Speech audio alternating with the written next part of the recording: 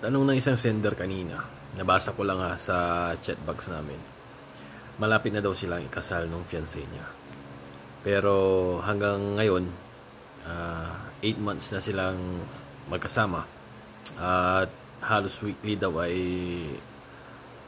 umuwi na yung babae sa kanila. Pero hanggang ngayon daw, ay hindi niya daw nahawakan ang cellphone ng babae. At sabi ng babae, kung daw, privacy daw yun. Dahil hindi naman din daw niya kinukuha yung phone ng lalaki. I mean, hindi niya din daw pinapakilaman. So, tanong ni sender sa akin, okay lang ba yun na ganun yung prinsipyo ng kanyang mapapangasawang babae? And yung aking sagot naman doon sa tanong niya, para sa akin, dahil ako yung tinanong, syempre, hindi yun pwede. Yung palang nagliligawan, di ba?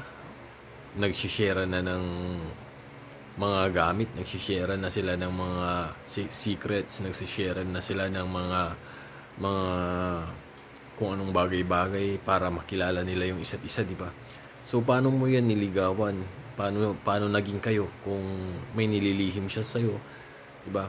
Kapag kasi sa status ninyo para na kayong mag-asawa niyan, kasal na lang ang kulang.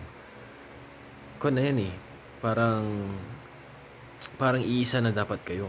Kung ano yung sa kanya, sa'yo. Kung ano yung sa'yo, dapat sa kanya rin. Kumbaga, wala na dapat kayong privacy sa isa't isa. Kasi yung privacy na yan, salita na lang yan. Parang pagiging professional na lang yan. Pero kung kayo-kayo na lang, kayong dalawa na lang na mag-asawa, ba't pa kayo magkakaroon ng privacy sa isa't isa? Diba? Masyado na tayong self-entitled na kasi tayo masyado sa panahon ngayon. Kaya maging sa paggawa ng kalokohan, naproprotektahan. Kasi may mga ganyang nauusong salita, privacy sa mag-asawa. Para sa akin lang naupo ako dyan. So pag-isipan mo, Brad, kung itutuloy mo yung kasal.